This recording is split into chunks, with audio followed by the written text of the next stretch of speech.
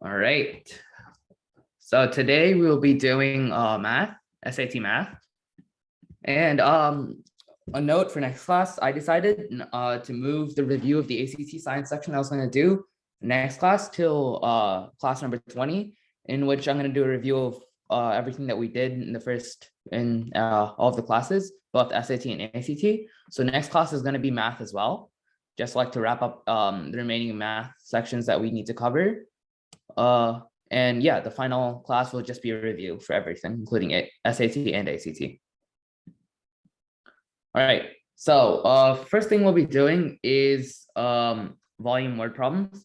So volume word problems are problems that focus on using the volume formula of three-dimensional solids like rectangular prisms, cylinders, and other just like, I guess, shapes.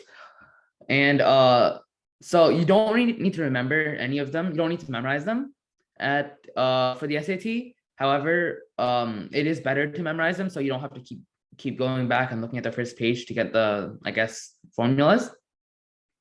And yeah, at the beginning of each SAT math section, the following volume formulas will be provided as references.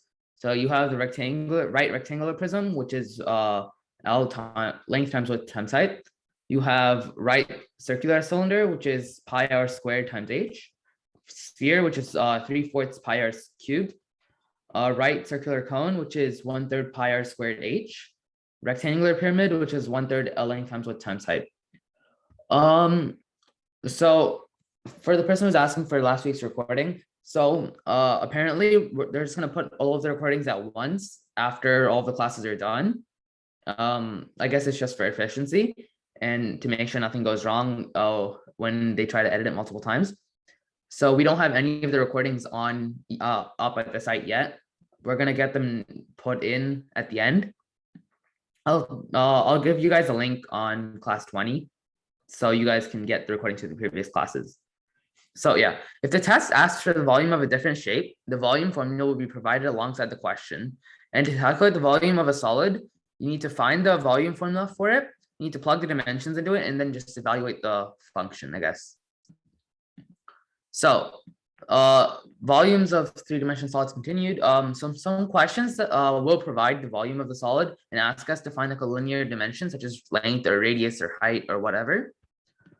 For the SAT, do you recommend taking so all right, so for the SAT, I personally would say take it like around October. And the reason for this is if you look back through like the previous year's SATs as well as like last year's SAT, surprisingly they're like, I wouldn't say easier, but scores have been higher on average for SAT tests around like November, December, October. And like I personally did better on the ones that were from around that time period in each year. So yeah, again, I'm not gonna say they're easier by any chance, but like I personally found them to be I guess better for me. I don't really know why. I just scored higher on the tests from around October and then ones from like before spring. So yeah, to find an unknown dimension when a volume of a solid is given, find the volume formula for the solid, plug the volume in any known dimensions into the formula, and isolate the unknown dimension. So the effects of changing dimensions on volume is that when a linear dimension to the first power, for example, like the length of a rectangular prism or the height of the cylinder, changes by a factor, the volume of the solid also changes by the same factor. So for example, if you have cylinder X, which has a radius of 2 and a height of 6, its volume is, when you just plug it into the formula, V equals to pi r squared times h, it's 24 pi. And if we double the height to 12, then the volume of the cylinder will also double for radius is 2 and h height of 12. So when you have the same formula, V equals to pi r squared times h, and when you plug in everything, you get 48 pi, and 48 pi is 2 times 24 pi. So it's I guess equivalent when you're changing a I guess a dimension that is to like a linear dimension, which means it's to the power of 1. You I guess change it by the volume also increases by the same amount. So if you were to change height by a factor of 2, then volume also changes by a factor of 2 and whatnot. So the effects of changing dimensions on volume. So when a linear dimension to the second power, for example, like the radius of a cylinder or a cone changes by a factor, the volume of the solid changes by the factor of the square of the factor. So for example, you have cylinder X with a radius of 2 and height of 6, like last time, and you get 24 pi when you plug it in. And if you half the radius to 1, then the volume of the cylinder would change by a factor of 1/2 squared to 1/4. And if you do plug in like R equals to 1 and H equals to 6, you get 1/4 of 24 pi, which is 6 pi. And so here's just like a volume word problem that I will do with you guys. One sec, let me just get my pen that works with this. So yeah, 1 second. And take, draw. So you know the height of the pyramid is 3/4 times 8, because it's 3/4 as long as the side length, and that means it's 6 centimeters. And so you have the height as 6. And the formula for volume of a pyramid is 1/3 length times width times height. And if you plug in length 8, so 1/3 times 8 times width, which is also 8, because remember, side length of the base. So when you have a square base, you have length, width, and in this case, they're both 8, and a height of 6. You should get around 128. 64 times 6 divided by 3. Yeah. Or 64, you could do this as 64 times this is 2, so times 2, so 128. Pretty simple. Yeah. For the person who was asking for the links to the sheet, here you go. That is a link to today's sheet, to the sheets with all the different slides.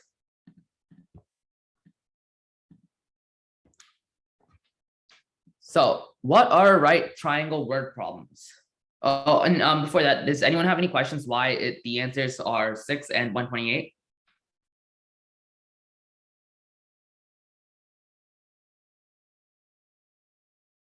No? All right. So what are right triangle word problems? So right triangle word problems on the SAT ask us to apply the properties of right triangles to calculate side lengths and angle measures. So you have the Pythagorean theorem, which in a right triangle, the square of a hypotenuse, the hypotenuse's length is equal to the sum of the squares of the leg lengths. So you're given the Pythagorean theorem at the beginning of every SAT math section, which is usually given in like this, the form of this diagram. So you have the triangle, the right triangle, which you can know when there is a 90-degree angle in it with A, B, and C. And the hypotenuse, which is C, squared, is equal to the side lengths A and B squared. And to calculate missing side lengths in right triangles, you can calculate them when you're given the other two, because again, when you just plug it in, you're just solving for the last remaining variable. A and B does not matter in a triangle, right? A and B do matter in a triangle, because again, if you just had the hypotenuse, that's just a line. And some cases and problems do require you to find out what A and B are, I guess. And you can't find the hypotenuse without A and B, unless you're just given the hypotenuse as a number.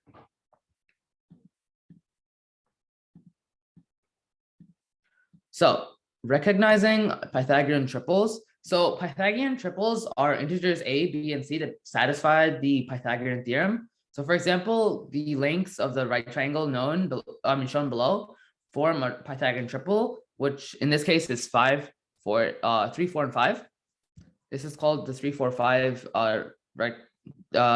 3, 4, 5 triangle, I guess.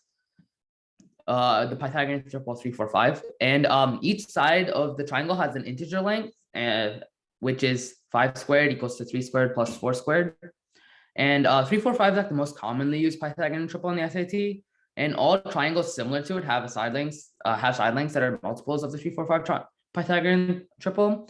like the 6, 8, 10, the 9, 12, 15, or the 30, 40, 50. Again, it doesn't really matter as long as they're all, I guess, the same proportions as 3, 4, 5, then they should all work as Pythagorean triples.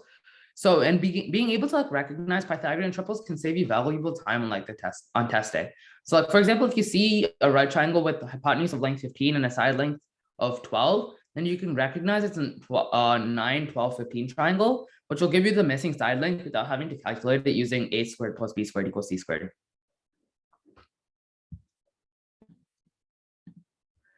And how do you use trigonometric ratios and properties of special right triangles to solve for unknown values? So using trigonometric ratios to find sine lengths is basically you need, so sine, cosine, and tangent represent ratios of right triangle side lengths. And this means like if you have the value of sine, cosine, or tangent of an angle and one side length, you can find the other side lengths. So the way you can do this one is, one sec. I think it's glitching out.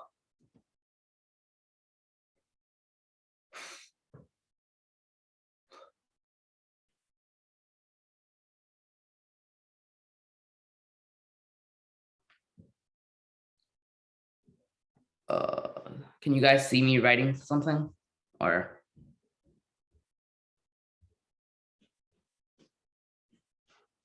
all right, let me just unplug this and replug it in.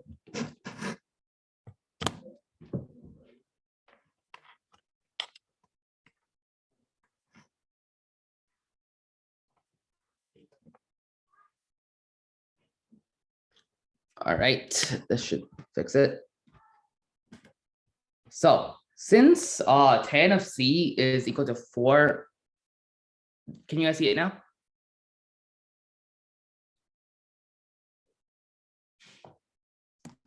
All right, since tan of C is equal to 4/7, and we know the ratio of the opposite side length to the adjacent side length is 4/7, and we know the opposite side is 8, then you can solve for AC because we know the ratio. So we could say that 4/7 is equal to A over B, AB over AC. So therefore 4/7 is equal to 8 over AC. And I guess from here it's just proportions. Since we know that 8 is 2 times 4, we could say that AC is 2 times 7, which is 14. And that is your side, well, that is your length of AC, 14. Any questions?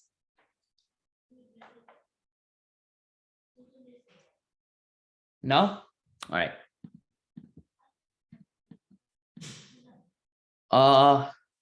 So how do we use trigonometric ratios and properties of special right triangles to solve for unknown values? That's just a continuation of the previous slide. So special right triangles are right triangles with specific angle measures and side length relationships. So at the beginning of each SAT math section, you're going to be given 2, I guess, special right triangles as reference. So yeah, and these, I guess, special right triangles show us, I guess, relationships between sides and different special right triangles. So you have the 30, 60, and 90 special right triangle, and the 45, 45, 90 special right triangle. So basically, this means that when we see a special right triangle with unknown side lengths, and we know how the side lengths are like related to each other. So for example, if you have a 30, 60, 90 special right triangle, which is this one, and we know that the length of the shorter leg is 3, then we know that the length of the hypotenuse is 2 times 3. So we know the shorter length is x. So we would know that the length of the hypotenuse is 2 times x, and the length of the longer leg is x times square root 3. And you can also identify angle measures of special right triangles when we spot specific side length relationships. So for example, if we're given a right triangle with identical leg lengths, we know it's a 45, 45, 90 triangle, because if you look right here, x and x, both side lengths are equal. And you're in a right triangle, you're always gonna have the 90 here. And because these two are equal, we could say that this is 45 degrees and this is 45 degrees as well. here is a question, an example problem. I'll give you guys a minute or two to do this, and then I'll do it myself.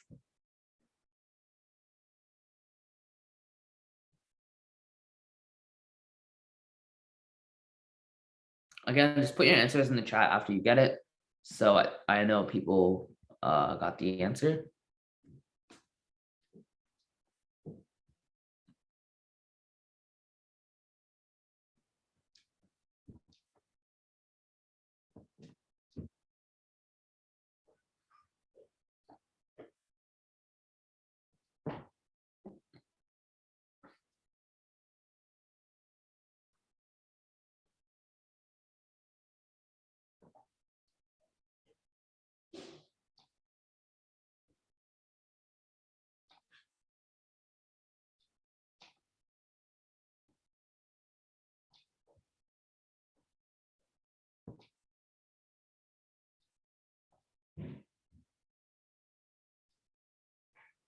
Again, just put your answer in the chat after you get it, so I know people got it.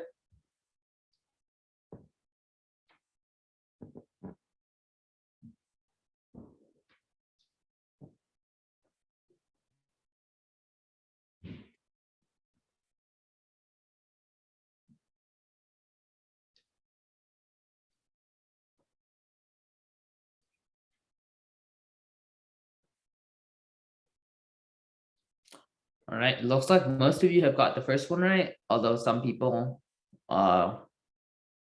didn't put the second one yet, so I'm not sure if they did it. But yeah, so first thing we can tell is we want to find out what the length of BE is. And since we know that two of the side lengths, of which the hypotenuse is 5 and the side length is 4, we could tell that this is a 3, 4, 5 triangle. So the length of BE would be 3. And then for the second problem, since we're given that the length of CD right here is 6, and due to, I guess, properties of since CD is 6 and that's 2 times as long as BE, then we could say that ABE and ACD, both triangles, are similar, and therefore ACD has to be a 6, 8, and 10 triangle, because if one side length is 3 times as big as the other, 2 times as big as the other one, then all the side lengths have to be 2 times as big. So therefore the length of AC is 10. Any questions before I erase it? All right. Which one do you not understand? The second one? The second, my explanation for the second question. All right. So since we know that, all right, I'm just gonna erase everything and write this better. So you know that this is 3 and this is 6. Since this, I guess, side of the triangle, of the bigger triangle, is 2 times as big as this side of the triangle, we could say that both triangles, AB and ABE and ACD, are similar, which means that since this leg is 2 times as big as this leg, then every single side of the, I guess, the bigger triangle has to be 2 times as big as the smaller triangles, the corresponding leg of the smaller triangle. So for this leg, you'd say it's 2 times as big as 4, because it's similar ratios. So this would be 8, and this side would be 2 times as big as the smaller one, which is 5, so 10. So you have 10, 6, 8, 10. Does that make more sense? All right. Anyone else have a question? No? All right. So congruence and similarity. So what are congruence and similarity problems? So congruence and similarity problems ask us to use congruent angles and similar triangles, as shown in the diagram right below it, to solve problems. So both of these, I guess, triangles are similar, with their angle lengths being their angle lengths corresponding. So you have angle A and angles X corresponding. So angle, I guess, X equals to something times something times angle A. And angle B, I mean angle Y is the same something, not a different something, the same something times angle B, and so on. So angles, triangles and other angle relations. So on the SAT, you'll be expected to find unknown angle measures when only a few of them are given. And more often than not, triangles are involved in these types of questions. And at the beginning of each SAT math sections, the following information is provided as reference. The sum of the measures in degrees of the angles of a triangle is 180. So that means no matter what, all these angles inside the triangle will add up to 180. And if they don't, then that isn't a triangle. So yeah, triangles, vertical angles, and supplementary angles. So one common type of figure on the SAT is a triangle formed by three intersecting lines, as shown below, which is this one right here. And we know that x squared plus y, I mean not squared, x plus y plus z has to equal to 180 because that's what makes a triangle when the angles add up to 180. And we also know how the triangles on the inside relate to the outside because of the properties of vertical angles and supplementary angles, which basically mean that in this case right here, both of these should add up to 180. So you'd have 180 equals to x plus y. And if we're given x, pretend we're given x is like 60 or something, then we know that the outside angle right here is 120. And same with other angles, like right here and right here, they both add up to 180.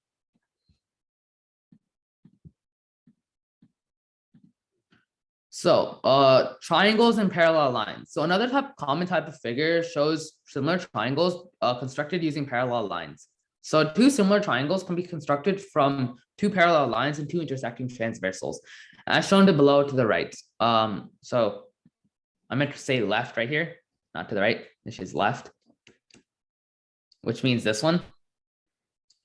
But yeah, so you're given two parallel lines, this one and this one, and you're given two lines that like connect the two of them, I guess, at a degree. And since two triangles have different orientations, be careful when like identifying the corresponding sides. So in like two similar triangles, the longest side in one corresponds to the longest side in the other, and so on. So for example, if you have a right triangle right here, and I guess a I don't know, a right triangle like this, which there, then this side, this is the 90-degree angle, this is the 90-degree angle, and this side correspond, this side and this side correspond, and this side and this side correspond, or something like that. And two similar triangles can also be constructed by drawing a line inside a triangle that's parallel to the one of the sides. So in the example shown above to the right, which I did label correctly this time, the line inside the triangle is parallel to the base of the triangle and divides the larger triangle into a smaller triangle and a quadrilateral. So this triangle is similar to the big triangle because this line right here is parallel to this line.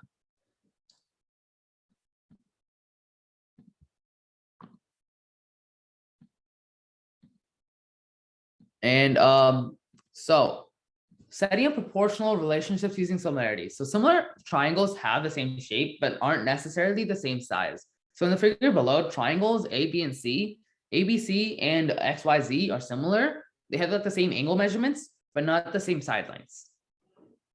So in the corresponding side lengths of similar triangles, are related by a constant ratio, which we can call K. So for similar triangles A, B, and C, ABC and XYZ, the following is true. X times Y, which means the side XY, this side right here. Oops, it's not working again. Can you guys see a line being drawn there?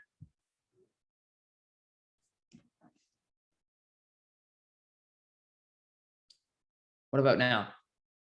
All right, so xy right here is equivalent to AB times K. YZ, which is this one right here, is equivalent to K times BC. And same thing with XZ and AC. And you can put this, I guess, in an equation where xy over AB has to equal to K, and same with the other two, YZ over BC equals to K. Oops. XZ over AC is equal to K.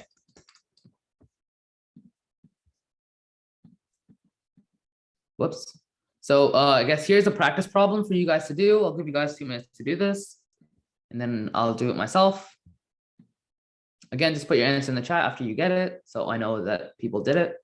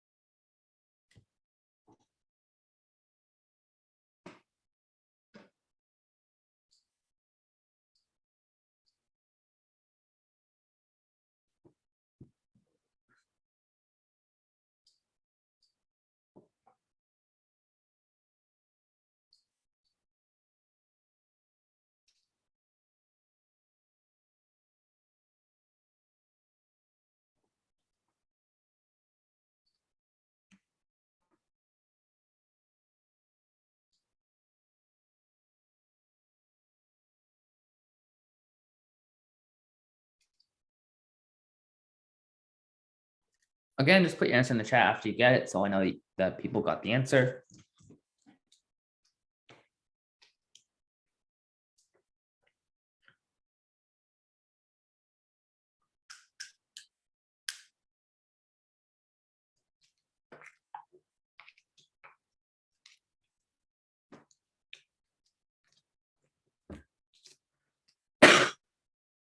All right.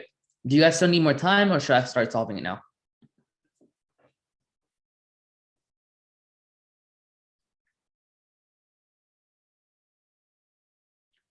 All right, some people still need more time. I'll give you guys another minute.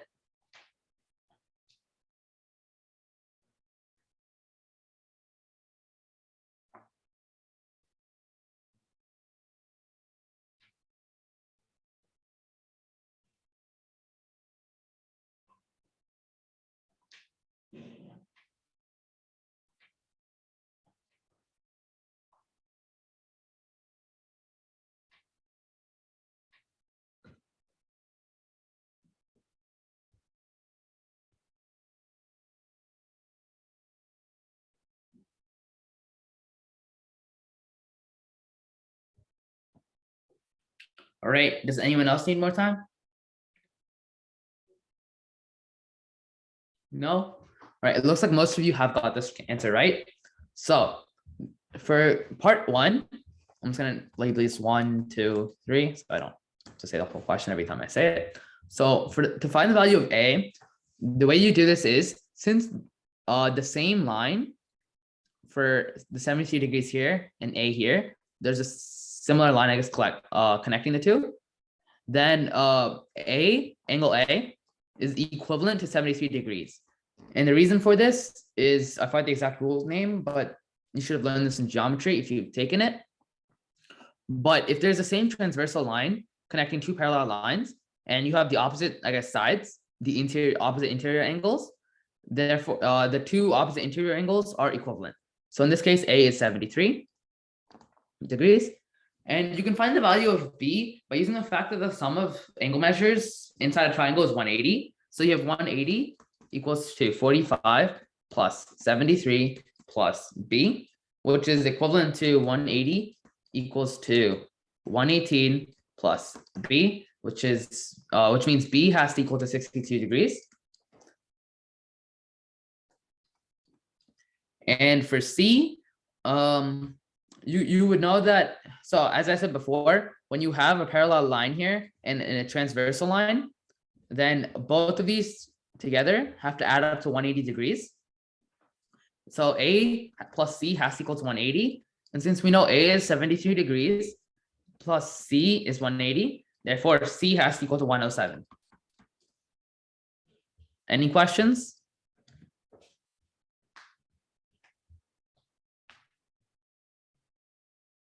No? All right, I will erase all this and we'll move on. So any questions about what we did so far in today's class? Today was a bit of, I guess, a longer lecture day compared to other days for sure. But yeah, any specific questions about today's lecture or even previous lectures? No? All right. Here is a practice problem. I'll give you guys a minute to do this, or 2 minutes to do this, and then I will do it myself. And again, as always, just put your answer in the chat so I know if people got it right or wrong.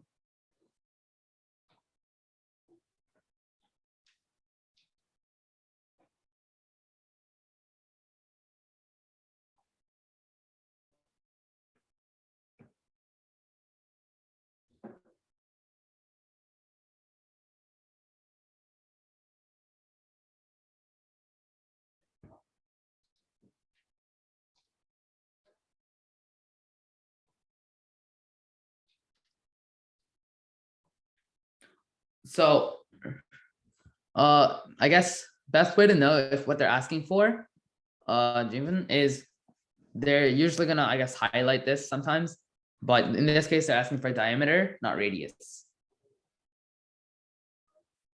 Again, I would say read the problem. And yeah, before anything, I saw some people put some an answer. Remember, it's diameter they're asking for, not radius. And I can't emphasize this enough. Like, I'm pretty sure most of the questions I do get wrong, and I did get wrong in the SAT. And both times I took it is because I was rushing and I didn't read the answer correctly. I mean, the question correctly. And I would just like say, oh, I got this, and therefore that must be the answer. When in fact, the question asked me to do something else with it that I just didn't read because I was rushing. So yeah, always make sure to like read the question really thoroughly before you actually do the question, or else you'll just make a silly mistake and you just wasted time because you were rushing too much.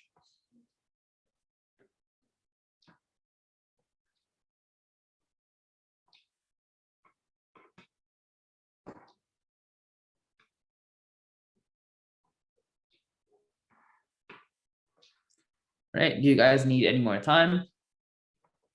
Or should I start solving the question now?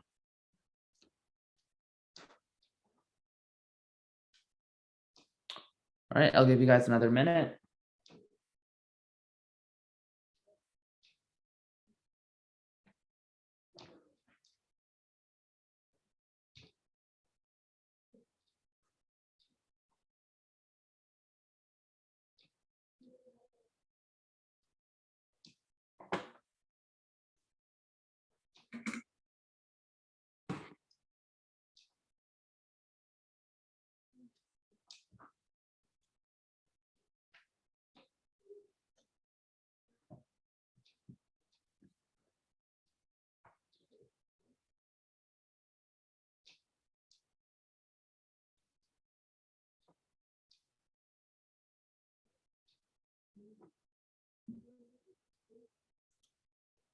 All right, does anyone else need more time?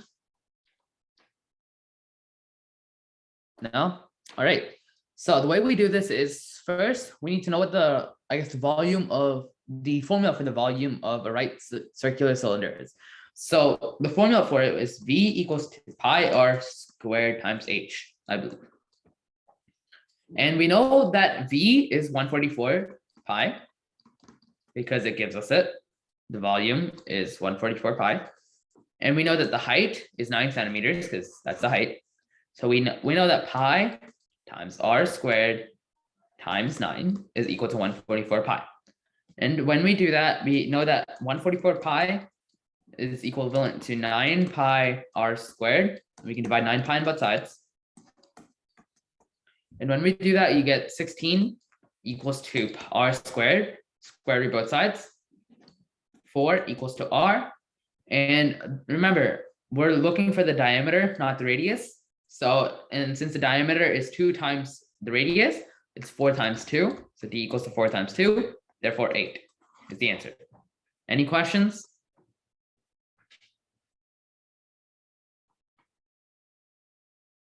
No? All right, let's move on. I'll give you guys 2 minutes to do this one, and then I'll do it myself.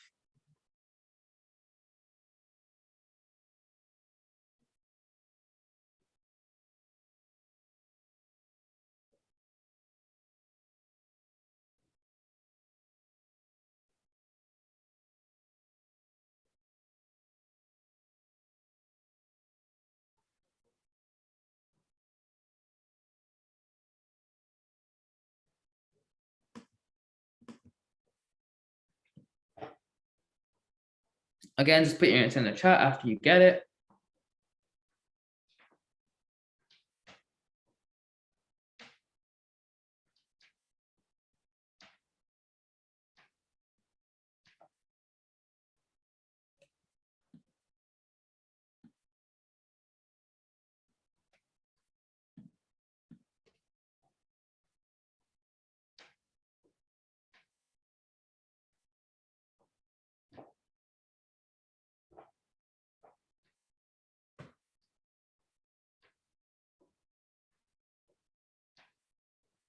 All right, I see 2 different answers, and I think I know why the people who got the wrong answer got that answer. However, does anyone else need more time?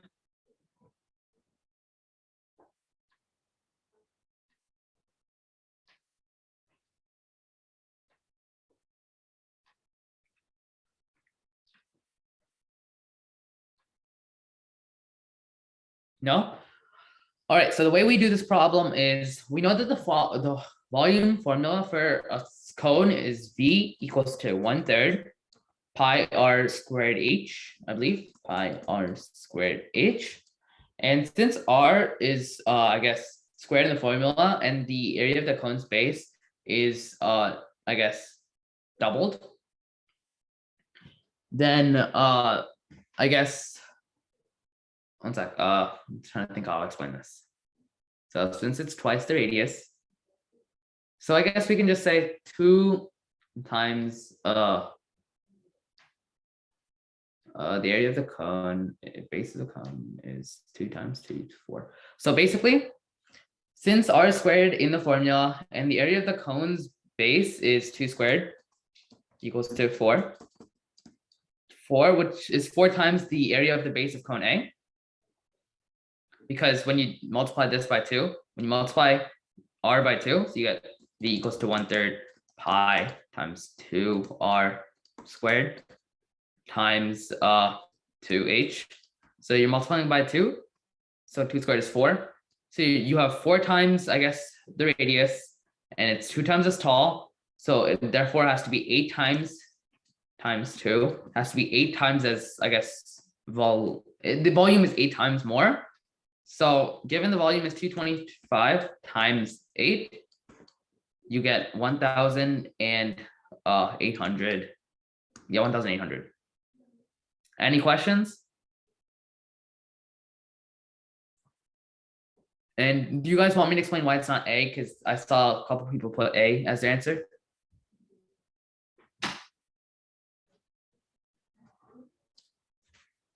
All right, so the reason why A is not the answer is because the reason why A is not the answer is this would be the answer if it was only twice the height.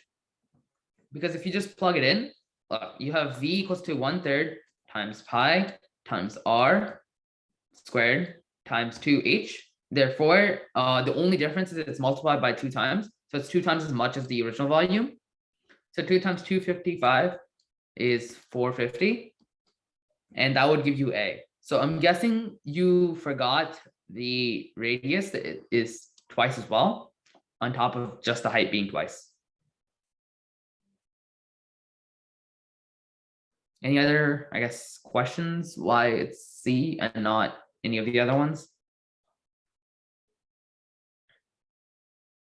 No? All right. So I got 8 because remember, the form in the formula, everything's multiplied together, correct? Like there's no addition, there's just multiplication, right? And we want twice the radius. So when you plug in 2r, because that's 2 times as big, so v equals to 1/3 times pi times 2r squared. Because remember, r is squared no matter what.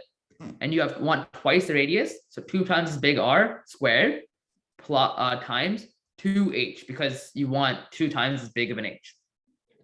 So when you square this out, you get 4r squared, of course, 4r squared times 2h. And the only difference is you're multiplying by an extra 4 and an extra 2. And when you multiply 4 times 2, you get 8. So therefore, the volume must be 8 times as big, because you're multiplying by a factor of 8 through multiplying the radius by 2 and the height by 2.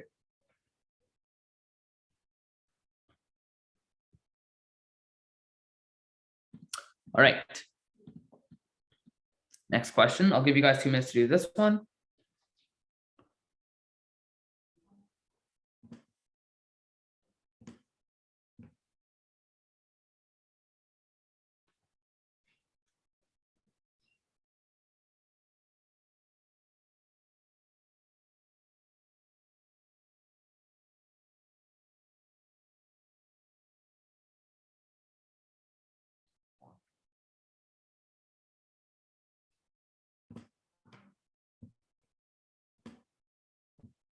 Again, just put your answer in the chat after you get it.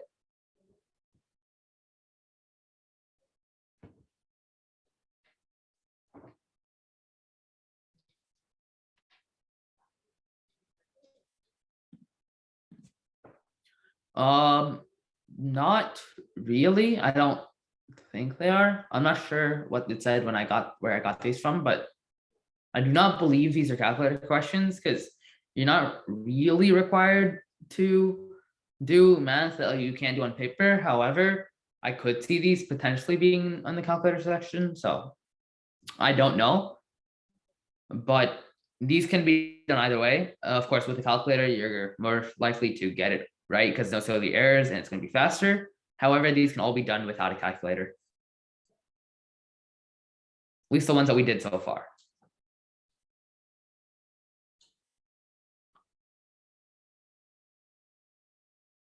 All right. Anyone else need more time? Or should I start solving this question?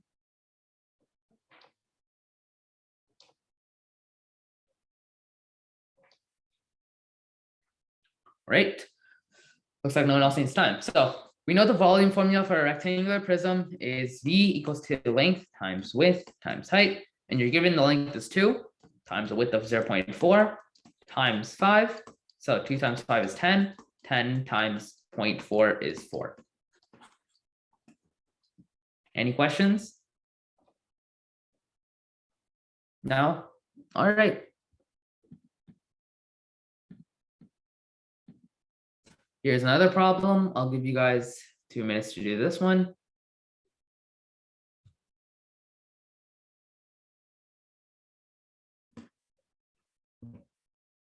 Of course, I will say before some of you don't read the question fully and get this wrong because you didn't read it. It wants 2 answers, not just 1.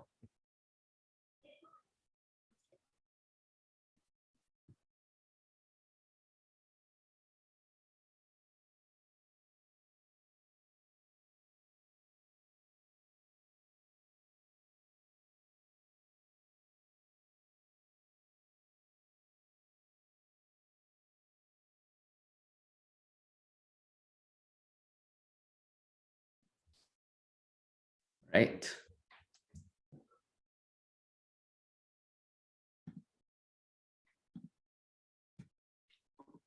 Again, just put your answers in the chat after you get it so that I know you guys got it, I guess.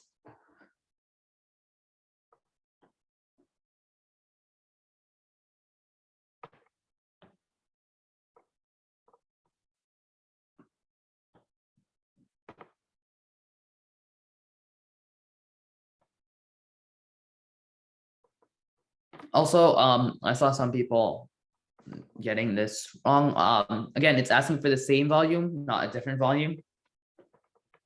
Just double check your math.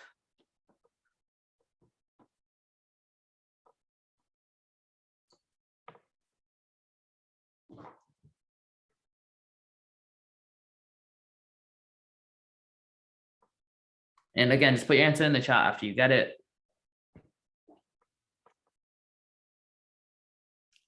Again, there's two answers, not just one. For the people who just put in one answer.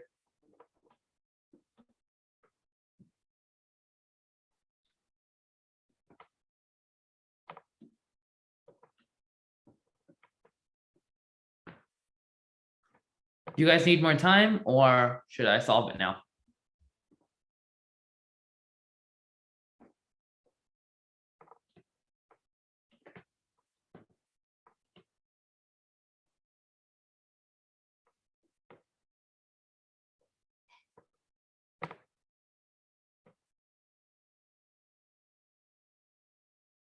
All right, I'm just gonna assume that no, you guys don't need more time. So the answers to this problem is B and D. And the reason for it is, so we know the formula for a sphere, right circular cylinder is V equals to pi r squared times h. And when a cylinder with 2 times the radius, so you need V equals to pi times 2 r squared and 1/4 the height, so 1/4 times h. So when you do all of that, when you, I guess, multiply it out, you have V equals to pi times 4 r 1/4 h, and these two cancel out, leaving it the same formula as before. So B is an answer. And D, the reason D is the answer, because when you have 1/3 the radius, so V equals to pi times 1/3 r squared times 9h. Squaring that is equivalent to V equals to pi times 1/9, because 1/3 squared is 1/9 times r squared times 9h. And again, the 1/9 and 9 cancel out, giving it V equals to pi r squared h, which is the same formula as A. And therefore, B and D are the right answers. Any questions?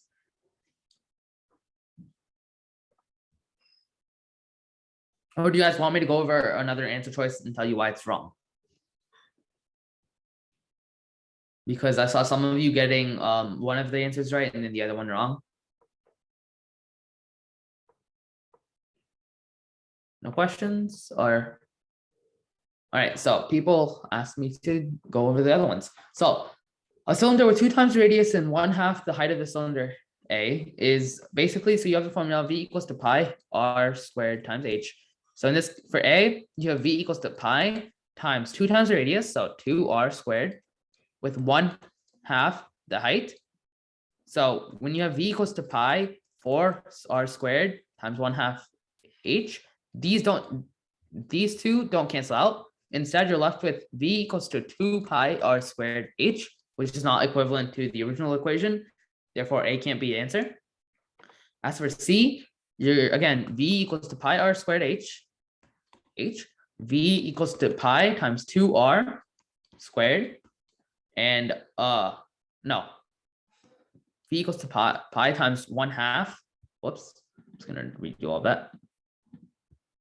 I looked at the wrong one. So 1/2 r squared times 8, I believe. Yeah, times 8h. So when you multiply that out, you get V equals to pi times 1/4 r 8h. When these two go out, you get V equals to 2 pi r squared h, which is not equivalent to this. Therefore, C can't be the answer either. Any other questions? No? All right. Here is another problem. I'll give you guys 2 minutes to do this one.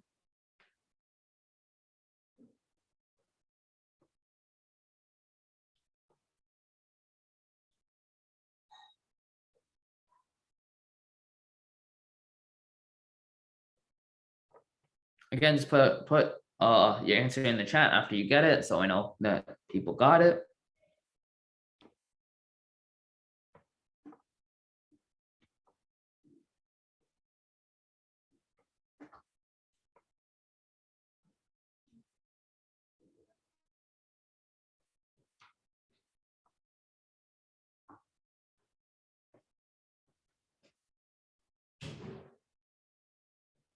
And if you don't know how to do it, just say, please explain, or something that tells me that you don't know how to do it and you want me to go over it.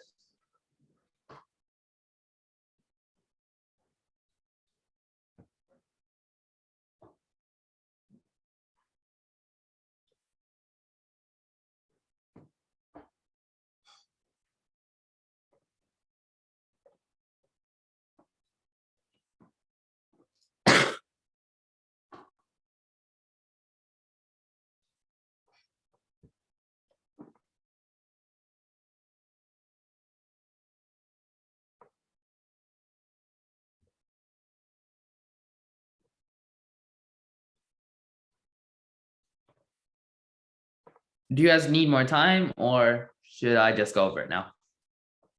Because not many people actually put their answer in the chat.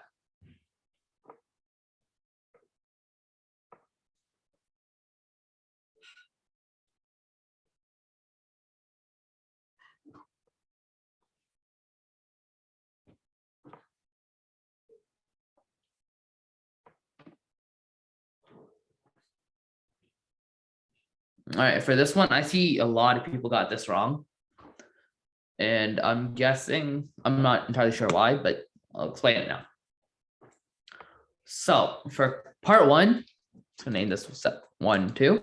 So to find the length of AC, we know that the value of sine of A is 1/2. And remember, sine is equal to opposite over hypotenuse, So therefore, the opposite is 1. The ratio, I guess, is 1/2 is equal to opposite of A, which is BC, 5, over their hypotenuse, which is AC. So hypotenuse or AC. And since we know 1 is 5, 1 is equivalent to 5, then 2 must be equivalent to 10 to make it equal. So the length of AC is 10. And to find the measure of angle C, one sec.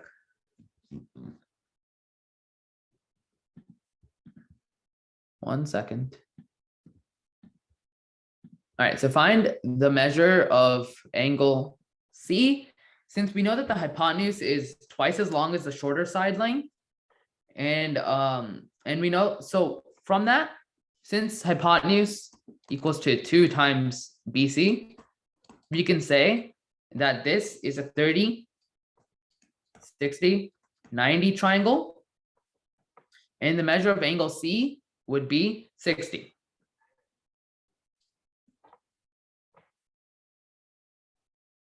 Any questions?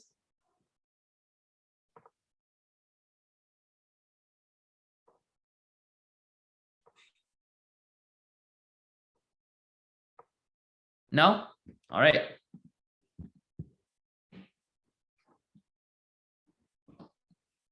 Here's another problem. I'll give you guys 2 minutes to do this one.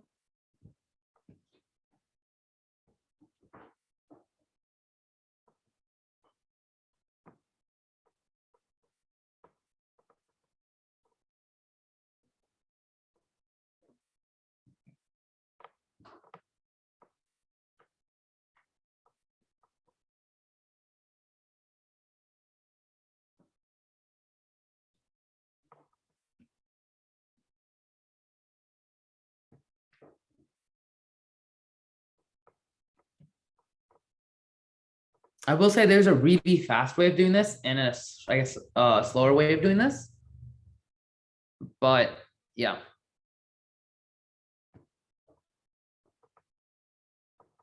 Yes. I mean, no. Well, yeah, there's a faster way of doing this and a slower way of doing this. I will say the faster way, since I don't really remember the other way of doing this.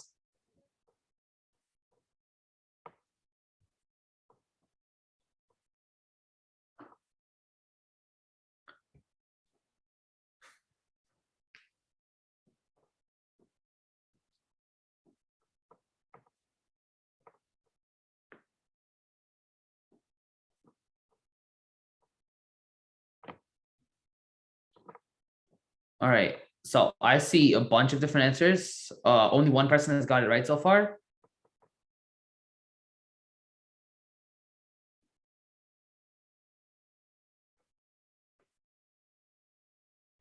Do you guys need more time, or should I just start solving it now?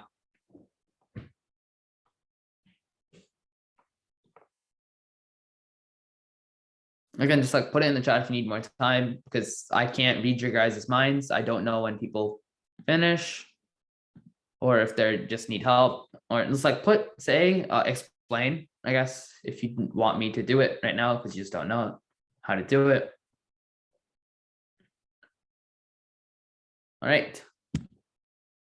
So the way we do this is, first thing we can say is, since BD, this is parallel to AE, since, as I said in the previous slide, if you have a line that's like in the middle that's parallel, then ACE and CBD are similar.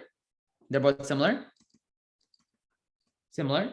And we can use like the Pythagorean theorem to find the length of CD, and then use similarity to calculate the length of CE and DE.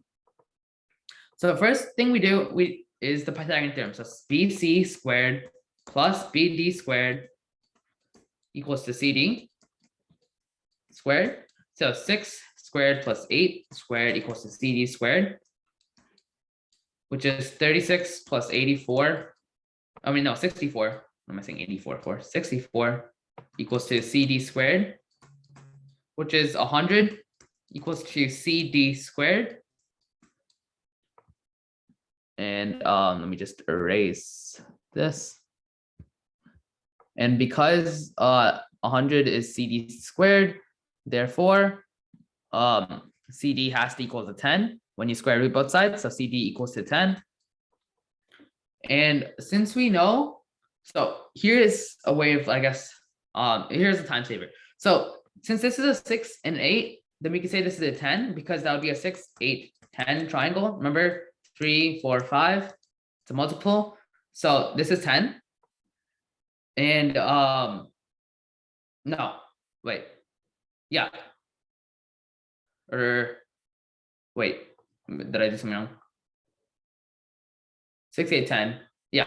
Oh, wait, no, yeah, that is right. So CD is 10. So since we know, that is a way of doing it faster.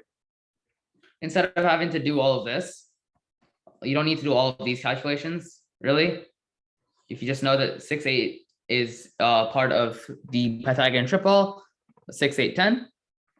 And now that we know that the hypotenuse, now that we know, we can find the length of hypotenuse of CE by studying a proportional relationship using the lengths of AE and BD. So I'm just gonna erase all this. You have 10 here. So AE over BD equals to CE, CE over CD. So you have 12 over 8 equals to CE over 10. So you have 1.5 equals to CE over 10. And that means when you multiply by 10, you have 15 equals to CE.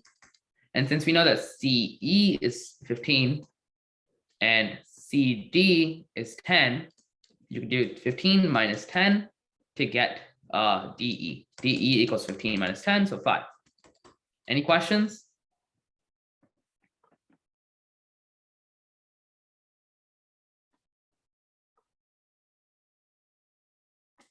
No questions? All right.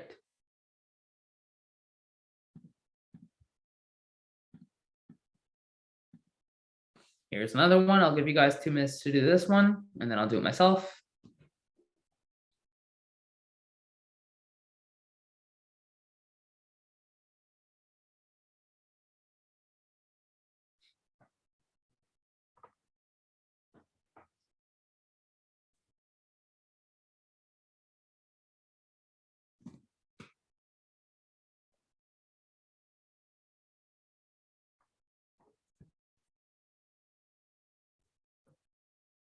Again, just put your answer in the chat after you get it, so I know that people got it.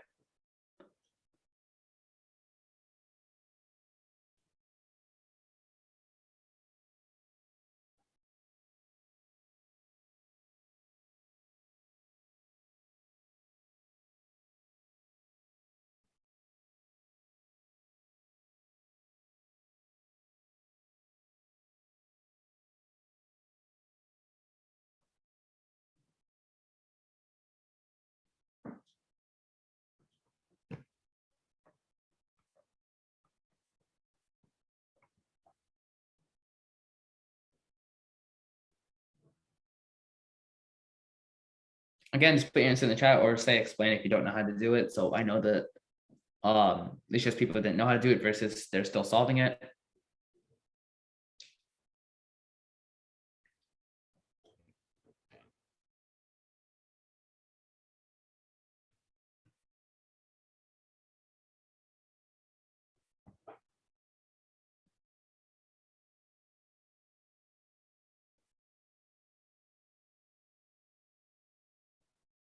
Right? Does anyone else need time, any more time, or should I start solving it now?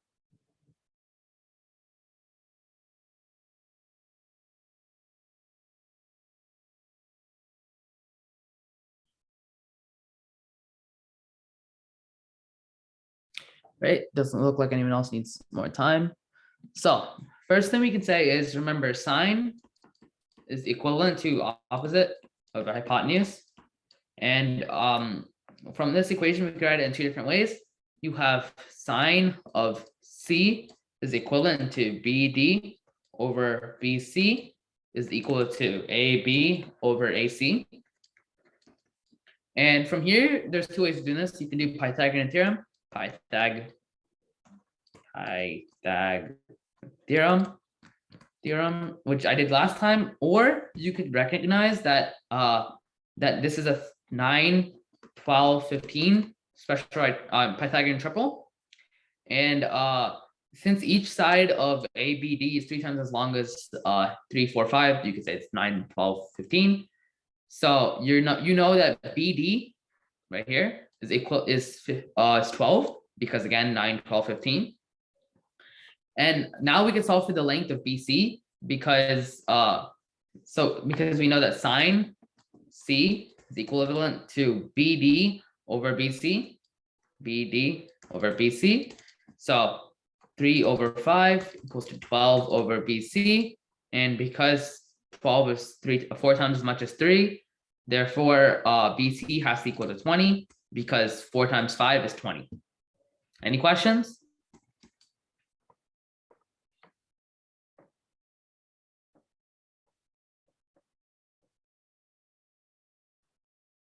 No? All right.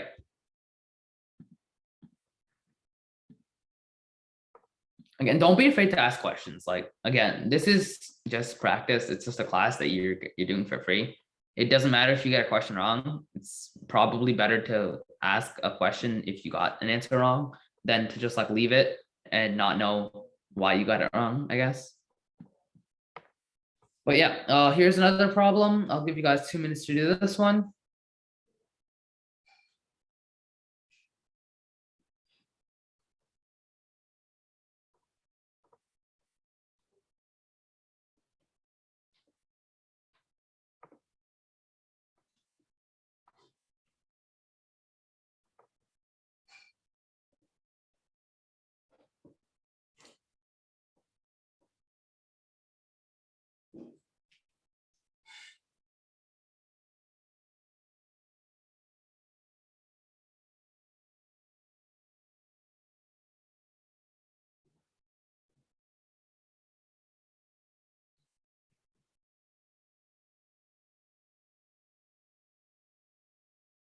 Again, just put your answer in the chat after you get it. This is a bit of a harder question, but you guys should be able to do it.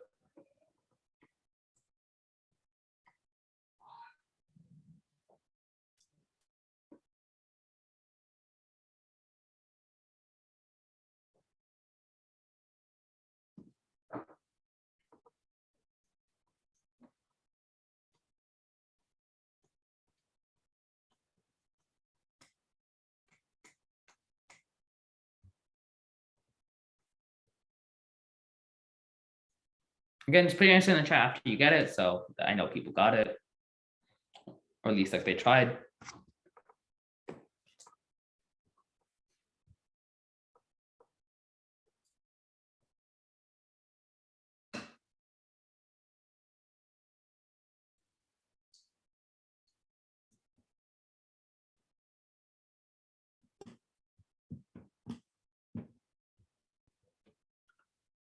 All right.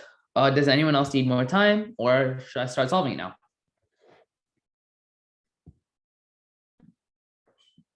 right? Looks like no one else needs time. So first thing we do is you can draw a vertical line right here to separate this into a right triangle and a square or a quadrilateral. And since the vertical line has the same length as AB, we can say that CD is square root 2 times as long as one sec. Let me just move this up. So actually right here is the same thing as, let's just say this is point E. Is it 2 times as long as CE. And since the SAT does provide us the side length ratios of a 45-90 triangle,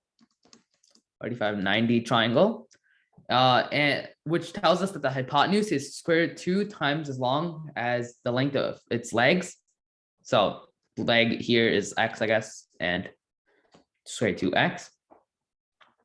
And this means that the angle of C, the measure of angle C is 45 here, square 90, 45. So 45 plus 90 here. So you have 45 plus 90, because this is, again, quadrilateral, they have 4 90s. And that equals to 130 degrees, 135 degrees. Any questions?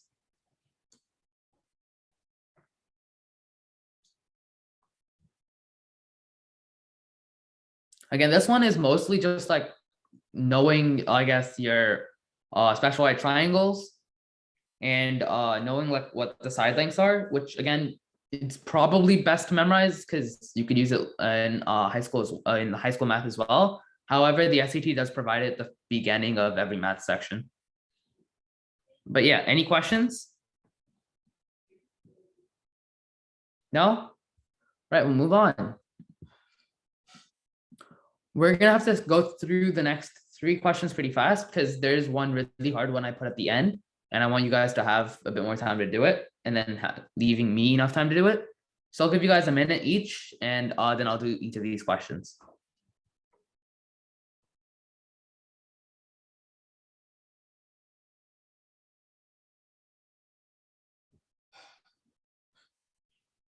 So yeah, I guess I'll give you guys a minute for this one, and then I'll solve.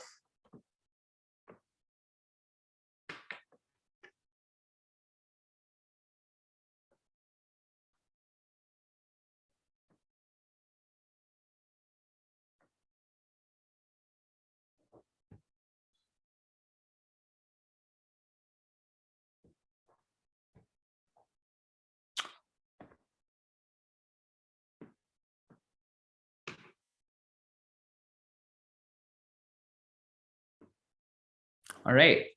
So for this one, sorry if I'm not giving you guys enough time to do each of these questions. I do want to get to the hard one at the end because that will be probably the hardest question you would ever encounter in a normal SAT. And I just want to give you guys like a perspective of the hardest type of question you could encounter. But yeah, for this one, so we want to find an angle X. So 2 things. We know that angle X, in this case, if you have, I guess, a situation like this, angle X is equivalent to the angle up above. So we can say that this is also angle X. And since we know that these 2 angles have to add up to 180, we can do 180 minus 139 to get, I believe, 41. And then we know that all the angles on the inside of a triangle have to add up to 180. So you have 180 minus 41 minus 24 equals to X. And that means what X does, I guess, end up being 115. So your answer is 115. Any questions? No? All right. So I'm just going to skip the next 2 questions. You guys, I do have the answers put on the slides in the speaker's notes for anyone who wants to get the answers to the next 2 questions. However, we'll do the final question I have for today because, again, it is a harder question to do. So yeah, you guys have I'll give you guys maybe 5-6 minutes to do this, because this is a harder question for sure.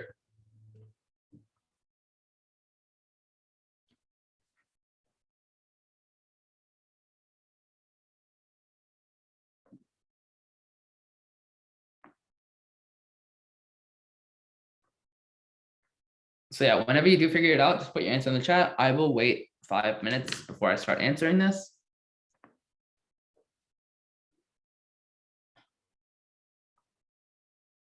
And again, it's fine if you get this one wrong, because this is probably the hardest question you'd encounter in a normal SAT, maybe.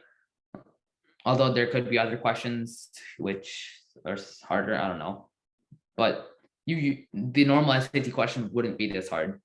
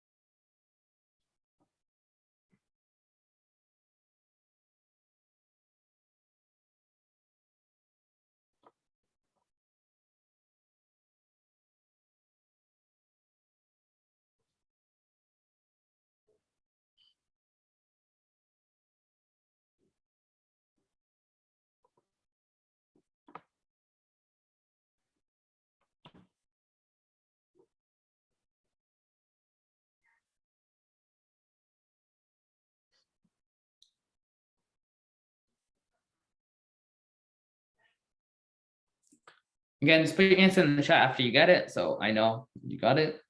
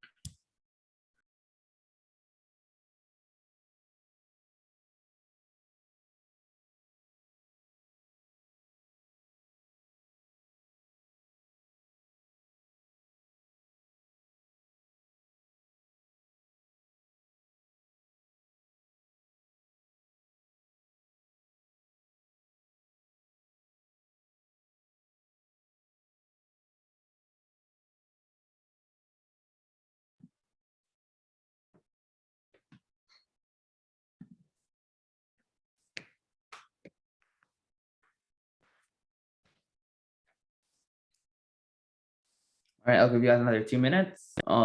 Again, so in a usual SAT, I don't think you would have the time to spend this much time on this problem. So I would say, I would usually just like, if I think a problem's going to take longer than 2 minutes max, I would skip it and do it at the end, because again, I don't want to waste time in one problem and then end up rushing on a different one because I spent a lot longer than I should be on one problem.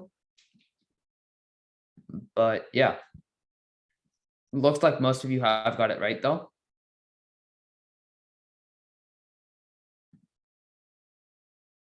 All right, another 30 seconds.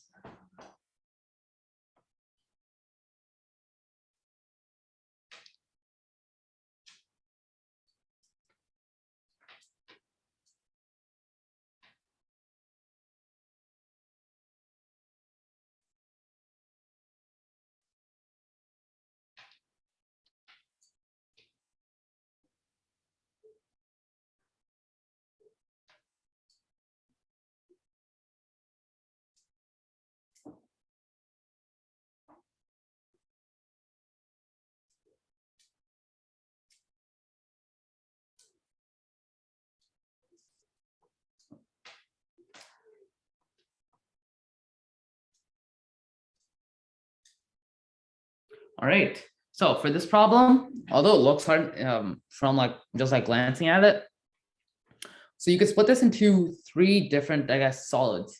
The volume of the grain solid can be found from 3 different solids: 2 cones and 1 cylinder. So the formulas for these are so for cone, I believe, cone, it's 1/3 pi r squared h, 1/3. Just gonna clear this and write these again. Cone, v of cone is 1/3 pi r squared h, and volume of cylinder VO cylinder is pi r squared h. And we can use these to determine the total volume of the silo. So since the two clones have identical dimensions, the total volume in cubic feet could be given by the formula, I believe V equals to pi r squared h plus 2 times 1/3 pi r squared h. And when you plug stuff in, so you get V equals to pi times 5 squared times 10 plus 2 times 1/3 times pi times 5 squared times 10. No, not 10. 5, I believe, if I'm doing this right. One sec. Let me think. 5, yeah. Equals to that should equal to, I believe, 4/3 times 250, if I remember what the exact thing was. 250 pi, which is approximately 1047.2 feet, cubic feet. So feet cubed. So D.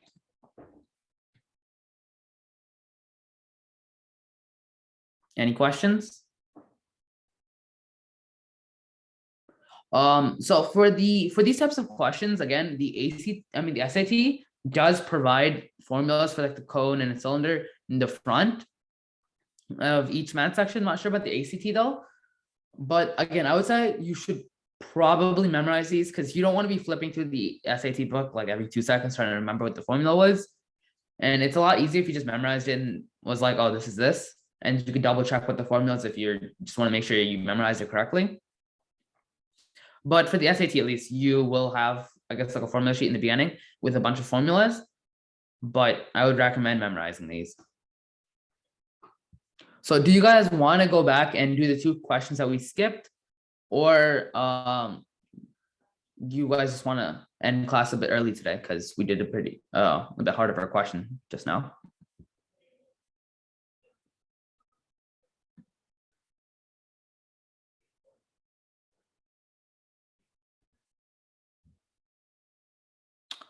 Right. The answers to the previous 2 questions are just in the speaker's notes of the slides. So they're there if you guys want to do them on your own time and just check the answers. Otherwise, what you guys should do before next class is just like do practice tests. That's all there is really left, really. We'll be doing right triangle geometry, circle theorems, circle equations, and complex numbers, which are not very common on the SAT. You will see maybe 1 or 2 for each of those, but yeah, other than right triangle geometry, you'll see a little bit more of that. But that's it really for today's class. You guys are free to go. And if you have any questions, I'll stay here till 1 o'clock or 5 minutes from now for me to answer any questions. Otherwise, yeah, have a good day.